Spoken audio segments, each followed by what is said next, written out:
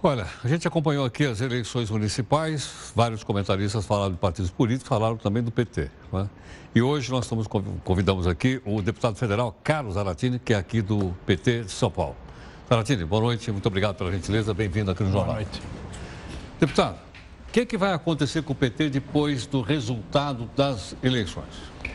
O PT vai fazer uma profunda reflexão, uma avaliação desses resultados, considerar o que efetivamente aconteceu, realizar no ano que vem, provavelmente vamos realizar um congresso para reorganizar a direção e pensar os próximos passos para o futuro. Evidentemente, o PT é um partido que tem 37 anos de idade, é um partido profundamente enraizado no Brasil, representado em todos os cantos do país e participante de todos os movimentos sociais que existiram nesses últimos 37 anos. Então, o PT tem uma profunda raiz no Brasil e, com certeza, a partir dessa raiz é que vai se reorganizar para continuar participando da vida política brasileira e sempre no sentido de melhorar a vida do povo brasileiro.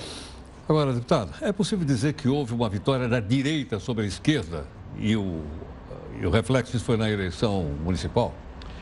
Olha, eu não diria para você que houve vitória da direita sobre a esquerda. Evidentemente que a direita foi menos atingida, né, do que a esquerda, se a gente dividir o mundo desse jeito.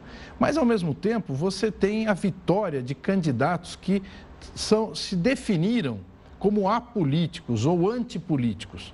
No caso de Dória no São Paulo e do Calil lá em Belo Horizonte. Calil, Dória, vários que enfrentaram e atacaram não apenas o PT, mas também o PSDB, o PMDB, se definiram como candidatos administradores. Né? Esse tipo de candidatura levou a que muitas pessoas deixassem de votar, se abstivessem de comparecer ou votassem nulo e branco. Só para você ter um exemplo, mesmo em São Bernardo, onde o PSDB ganhou a eleição, né, o número de votos do candidato ganhador, Orlando Morando, ele é menor do que o número de votos que há 8 anos elegeu Luiz Marinho. E hoje o eleitorado é quase que 80% maior.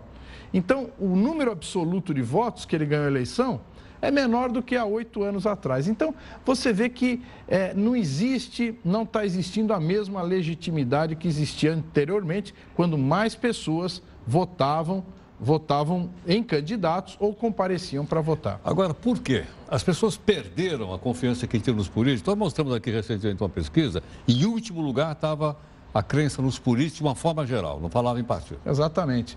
As pessoas estão perdendo essa crença porque existe uma campanha violenta contra o PT em primeiro lugar. O PT é atingido fundamentalmente por essa campanha, mas essa campanha acaba atingindo o conjunto dos políticos.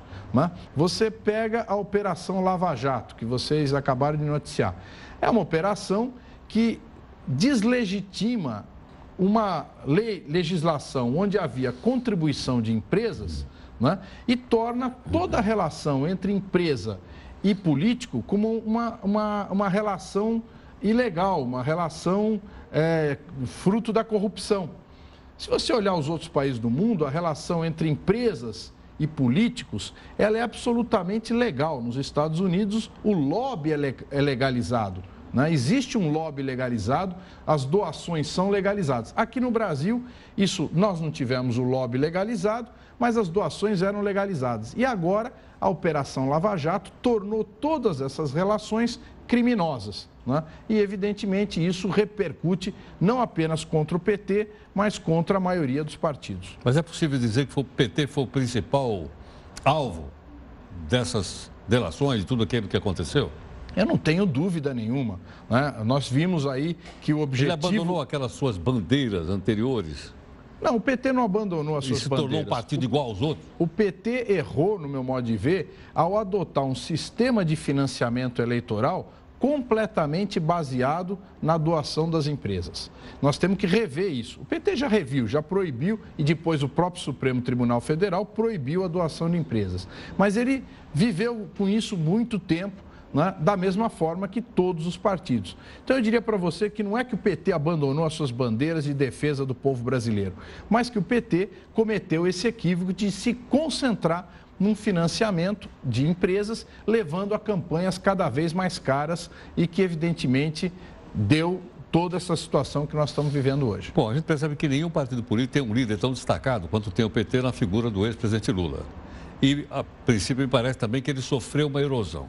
A erosão foi maior na liderança, no caso do Lula, ou do partido como um todo? As duas coisas. O presidente Lula é fruto de uma verdadeira caça judicial. Não existe outra palavra para se referir àquilo que vem sendo feito com ele. Quer dizer, de tentar de todas as formas criminalizá-lo. O presidente Lula foi investigado durante todos esses 40 anos, desde a época do movimento sindical, que se acusa o presidente Lula e nunca se provou absolutamente nada.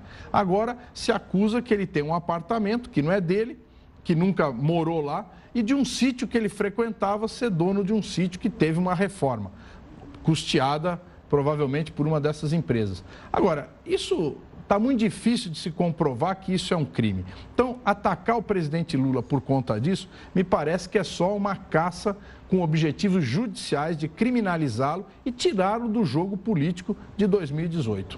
Bom, nessa transformação do PT, quem é que vai assumir a liderança do partido?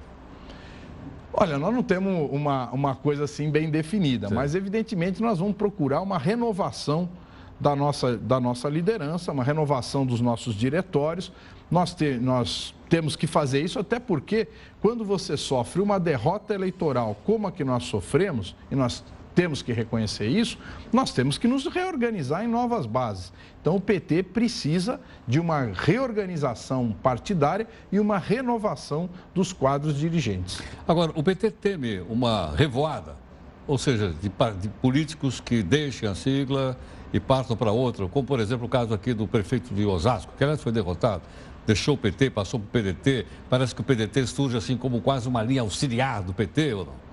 Você vê... Aliás, o Ciro Gomes disse uma coisa, foi o coach que me contou, o Ciro disse que vai ficar com a parte boa do PT. Pode ser, né?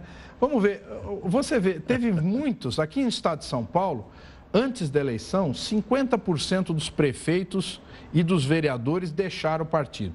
Foram para outros partidos, para o PDT e para vários outros. Olha, o índice de reeleição dessas pessoas foi muito pequeno. Então, eles achavam que iam se salvar saindo do PT. Né? Se desligaram do partido e, evidentemente, da base partidária e do eleitor do partido. Então, o caminho não é esse. O caminho, no meu modo de ver, esse caminho é equivocado. O correto, no meu ponto de vista, é a gente reorganizar um partido que tem uma experiência de luta que nenhum outro tem no nosso país. Ok. Deputado, vamos continuar nossa conversa com o Santino no portal, tudo bem? Só um instantinho. O deputado federal Carlos Zaratini, do PT de São Paulo, aqui conosco. Deputado, o PT volta a ter um relacionamento maior com os movimentos sociais do que teve no passado, parecia que a coisa não estava tão intensa, vai voltar intensamente. Que avaliação você faz? Olha, o PT, ao longo de 13 anos de governo, do governo federal, evidentemente se afastou dos movimentos sociais, do movimento sindical, né? E na medida que tinha que exercer o governo. Então, os principais quadros do partido se dedicaram principalmente ao governo e muitas vezes, principalmente, a atender esses movimentos no governo. Então, houve um distanciamento, né? E muitas vezes houve contradições e agora nós não estamos mais no governo, logicamente vamos nos aproximar, nos reaproximar desses movimentos com o objetivo claro da gente constituir uma grande frente política e social que lute para continuar democratizando o país, para continuar distribuindo renda e retomar o crescimento econômico. Esse é o objetivo que nós pretendemos. Okay. Bom, e essa denominação de vermelho? O governo federal diz, vamos tirar o país do vermelho. Né? O cinturão vermelho do PT. Foi falado aqui no domingo, foi falado em N vezes. Essa é a velha cantinela anticomunista, né? É o neo-anticomunismo. Então, agora, isso volta sempre, e volta sempre com um formato mais ou menos diferente, mas com o mesmo conteúdo. Então, o anticomunismo, que foi célebre aí na Guerra Fria, aqui no Brasil ele surgiu muito fortemente na ditadura militar, agora ele ressurge com novas roupagens, né? Então, mas no fundo acaba vindo com essa coisa de fazer expurgos, né? Proibições. Você vê, o juiz Sérgio Moro teve a petulância de mandar uma carta para a Folha de São Paulo dizendo que era um absurdo a Folha publicar um artigo do físico Rogério Cerqueira Leite que o criticava. E dizendo que mais absurdo ainda era esse físico, Rogério Cerqueira Leite, participar do conselho editorial da Folha. Então você vê que tem arrobos de autoritarismo, né, de querer provocar censura, que isso já não cabe mais no Brasil. Querer fazer esse tipo de política num país que se desenvolveu como se desenvolveu o Brasil, é um anacronismo e uma violência e com certeza vai levar a confrontos sérios na sociedade brasileira. Por isso, eu acredito que isso não vai evoluir. Zaratini, obrigado. Eu que agradeço. Até a próxima. Muito obrigado. Bom, aí está a participação de todo o nosso convidado, o deputado Carlos Zaratini conosco, né? Falando a respeito do PT, ele que é fundador do PT, petista histórico, comentando conosco, então, a evolução do partido. Rápido intervalo e a gente volta daqui a pouquinho com outras informações e vamos falar de novo aí sobre aquele projeto do cidadão que queria dar, como é que era? Queria dar um pagamento até o fim da vida aos vereadores do Rio de Janeiro.